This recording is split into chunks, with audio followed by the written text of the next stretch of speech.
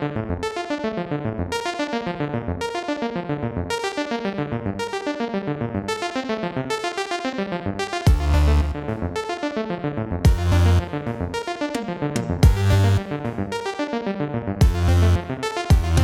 back to RetroPackages. Our first package is not a package at all, but a cable. And it's an IEEE 488 cable. And I need one of those to connect my 4040 floppy drive for the PET with the PET. But here's the catch. The PET does not have that connector. But the drive has, and the original floppy cables from Commodore go for about 80 to 120, often more, euros on eBay. So they pretty much cost the same like a replacement kidney. And my plan is to build one myself. So this here cost me 15 euros. And I also bought these connectors, which are standard C64 user port connectors. I'm going to cut this off and solder one of these on there, and then I have, hopefully, a working floppy cable. I have no idea, and that is the catch here, if all of the pins are actually connected. So the cable seems to have 24 wires, and these are 24 connection pins. So let's hope that that is the case, and that will be an episode in itself, building this cable and testing the CBM 4040 floppy drive on the PET 2001. Next up we have a package from Weltbild Verlag, and that is not usually a company I order stuff from, but I saw this on Facebook in a group, and this is the Computer Classics card game, which is in German it's called a quartet, which is a card game where you have different, in this case, computers or cars or stuff like that, and they have different values like CPU, power, RAM, and stuff like that. And you choose a card from your stack, and you say, I have a CPU of 4 megahertz, and the other one checks his cards, and if your megahertz count is higher than his, it's kilohertz in this case, then you get his card, and the goal is to get the most cards. I don't know if these exist in other countries, so sorry for my lame explanation. Yeah, here are some quite interesting machines. We have the Amstrad CPC 464, which is Schneider CPC 464 in Germany. We have the Sharp Pocket PC, we have the Nextcube, we have the Apple Power Mac G4, we have the Apple IIc, we have the Mac Cube 5150, PET 2001, Sinclair ZX81, Atari 400, Macintosh Portable, Commodore 64, Aprico Portable, no idea, Compact Portable, Osborne 1, Commodore Amiga 500, never heard of that, Olivetti Programmer P101, Heathkit Hero 1, we have a Heathkit H8, we have a Rockwell AIM65, we have a Nokia Communicator 9210, I had that one back in the days, Apple Newton Message Pad, we have an Apple IIe, we have a DEC MP Lernsystem, no idea what that could be, Sign Organizer, an HP 9830A, Wang 700, Olympia Boss, like a boss, Radio Shack Model 3 TRS-80, IBM 5120, the classic Apple Lisa, and a Sharp MZ80K. Yeah, I have no idea how they chose those machines. Some are popular, some are pretty much unknown to me. So, yeah, it's a card game, nothing special, cost 9 euros, which is rather expensive for a card game. But it's nice, and it is from the Computer Spielemuseum, I guess, in Berlin. Cool. Next up, we have a package, finally. This comes from Italy, and it's, well, really, really badly packed. So the packaging job, you can see it already. This box is half empty. There's nothing here. I didn't pull anything out of here. So let's see what we got. So the packaging material is basically a plastic bag. That's just ridiculous. And this package actually traveled 1,500, 2,000 kilometers, I don't know. So first up we have 2600 or VCS in its original form. I feel like there's an AV cable missing, but we will have a closer look at that in a minute. Oh, okay, I did him wrong. Here's actually some packaging. Then we have 2600. I guess this is a junior version, if I'm not completely mistaken. Then we have this box right here, which is Grundig. And there's a long cable attached to it. And that is a Grundig Superplay computer 4000.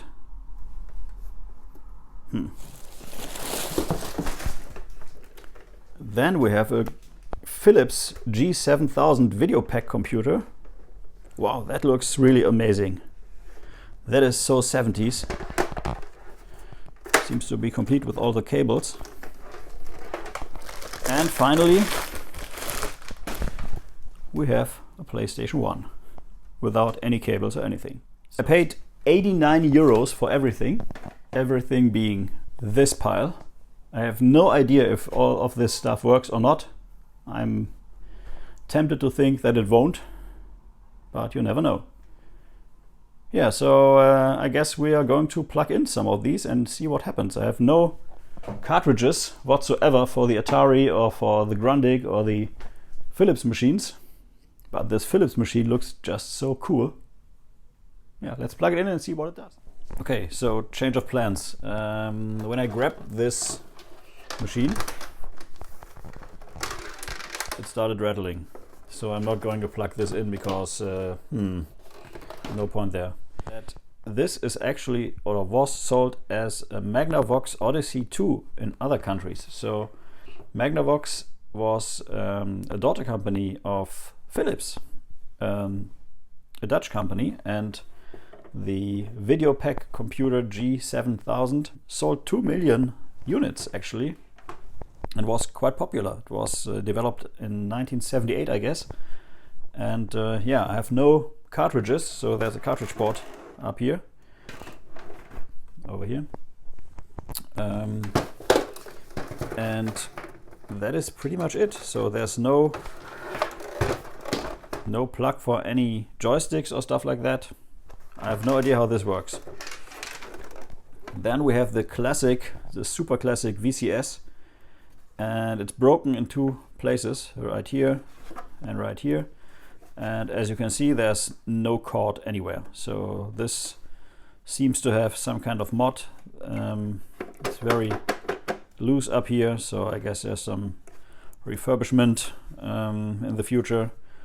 Looks quite nice if you ignore the cuts or the broken pieces here. So I will check that out. And yeah, the whole construction is a little loose here. That switch is pushed in, so we'll have to take a look at this too. But it seems to be one of the earlier models. It's not a six switch model, but it's a 4 switch model, and it has this nice wood grain in the front. Then there's the PlayStation 1, and I thought, hey, I have a PlayStation 1 controller, and I have a power cord, and I have a video cord, but there's no laser inside. So whatever happened to this machine, I don't know. Need a new laser. So this is just let's say a display piece now. Then we have the Atari 2600 Junior, which seems to be the only one in acceptable, maybe even working condition. But I have to get a power supply, and I have to get a video card. I have no idea if this works, so I have to look this up and check that out. And then we have the strangest in the lot, and this is the Grundig Superplay Computer 4000. Big switches, cartridge port up here, and this right here, which looks like a cartridge itself, but if you turn it around, there are only these two connectors, and I expect these to be joystick connectors, but there's no power plug or power cord or any kind of place where I could plug it in. Same goes for video, so I have no idea how this thing works. I assume that this plugs into a TV from Grundig, because Grundig was TV producer in Germany. I have no idea. And if you check the internet, this thing looks pretty much the same, but there's not this here. There's just two joysticks attached. This doesn't have the joysticks. I have no idea what this is. Looks interesting, and you could turn this into something else, but I'm not sure if I can get this to work. We could try to plug in the 2600 Junior, but not sure about that. Let's check if the foil is still on here. No, it's been peeled. It's one of the rare cases where this is actually peeled off. I don't have a cartridge, so even if I get it to work, there's not much to show. But we could, of course, open up the VCS and take a look inside. Let's do that. So there's only 4 screws, if I see this correctly.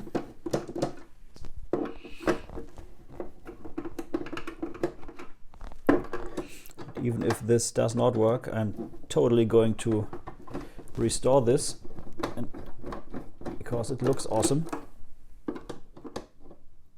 And maybe I will put something else inside. Not decided on that, but pretty sure I could get this to work. Oh, that's okay. Stuff comes out. Oh, that does not look good. It's not even. Oh, okay, that is completely broken off. But I think I can fix that. And then here's the main attraction. I'm not sure if this is the whole machine, but it sure seems like it. Interesting. I've never opened up one of these. There's a lot of rust here. Here too. Oh, that looks not good. Switches are still working. Here's some kind of mod. Yeah, that could be a composite mod right here. That didn't help.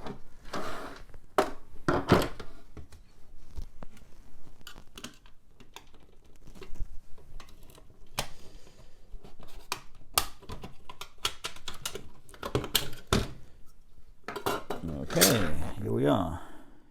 There's not much on here, and it seems to be a pretty simple construction.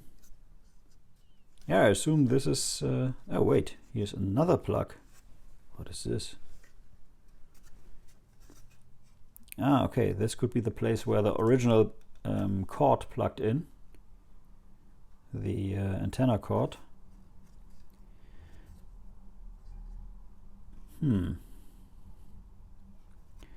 So if I connect power here, and if I connect a cinch cable to this one here, we should theoretically get composite out. Not sure if it really works, but it could. So let me quickly solder a cable here and try to come up with a power solution here, and then we check if this works. Does it power on without a cartridge? I don't know. Okay, just found out that the Atari VCS does absolutely nothing without a cartridge, so I quickly ordered a cartridge on eBay, and while we wait, we take a look at the G7000, because there's something rattling inside here. And it also has Phillips head screws. Who would have known, using a Phillips product?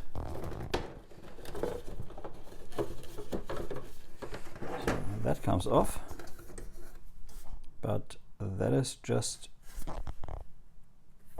that.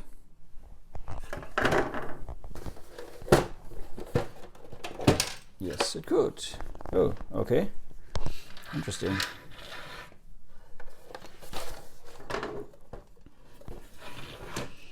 Wow, okay, that is much more complex than I expected. So let's first check out what's rattling inside here.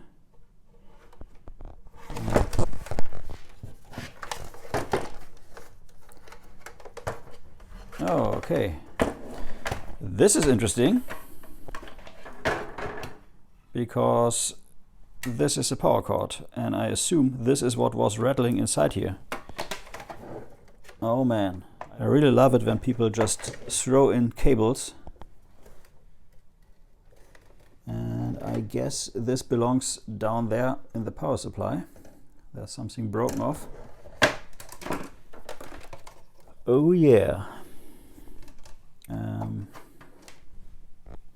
Wow. That is just held in by one screw here. Let's take this out.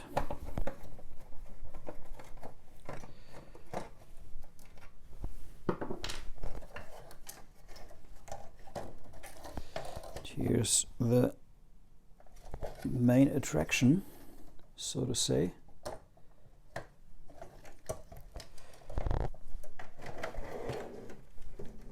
And the keyboard is connected by a ribbon cable.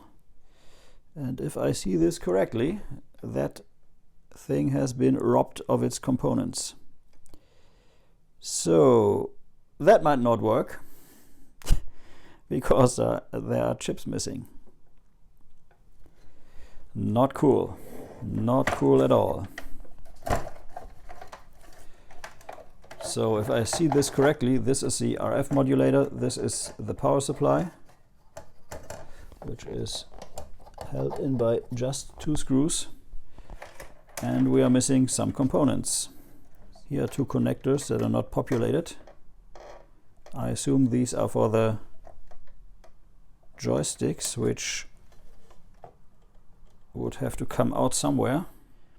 So the main attraction here would have been an Intel processor actually, and all that's left is some LS logic on the board.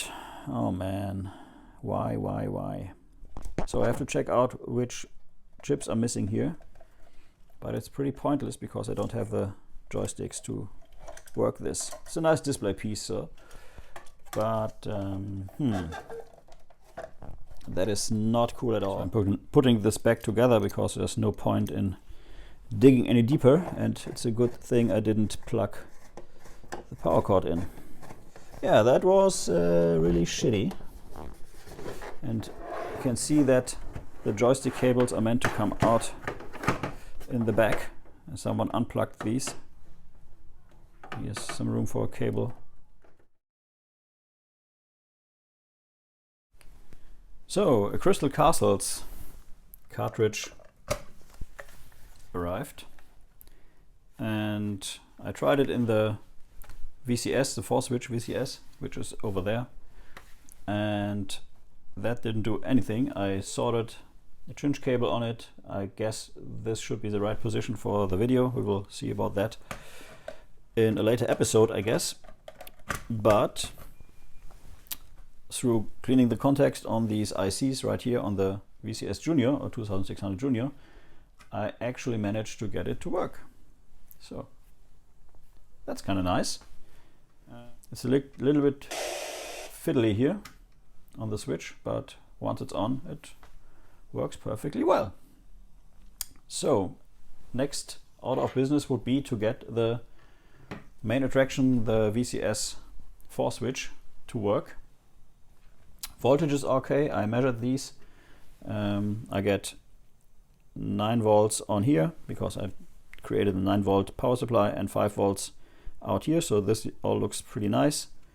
Not sure if this mod is actually correct and works. I have no idea. I assume it is, but I reckon that one of these chips here is defective, And since on the Junior this chip here is not socketed, which is the memory, no, which is a timer chip, I guess, this being the CPU, I cannot simply switch these out. The CPU seems to be fine. Used that from the 4-switch VCS, put it in the Junior, works perfectly. Haven't switched out the memory controller, which is the larger chip down here. So I will do this now, and then we'll see if the machine still works, and then we can pretty much boil it down to the processor over here or some other failed components on the VCS 4-switch. So that chip down here is actually the TIA, the television interface adapter, which pretty much resembles a graphics chip and not the memory controller. If we take a look at the screen, it kind of works, but it's not made for this machine. So, but it seems to work. So not perfectly in this machine, but probably perfectly in the other machine. So that is pretty much not the fault. I assume that this one here is faulty in the 2600 4-switcher. So I will have to get a replacement for that. But first I will check if this mod is really correct, and I will do this in a separate video. That's it for this video. So we have a working 2600 Junior, and we have a non-working 4-switch VCS, and some other devices, consoles, which are pretty much useless because I have neither cartridges nor joysticks nor the missing chips. Yeah. That's the depressing end of RetroPackages 8. Thanks for watching, and until next time. Bye-bye.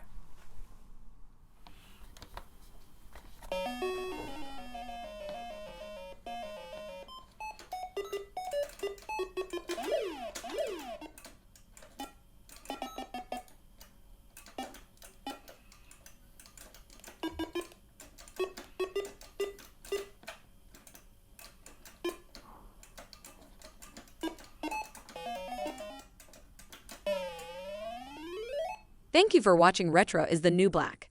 If you are new to the channel, please like and subscribe. If you like the video, please share.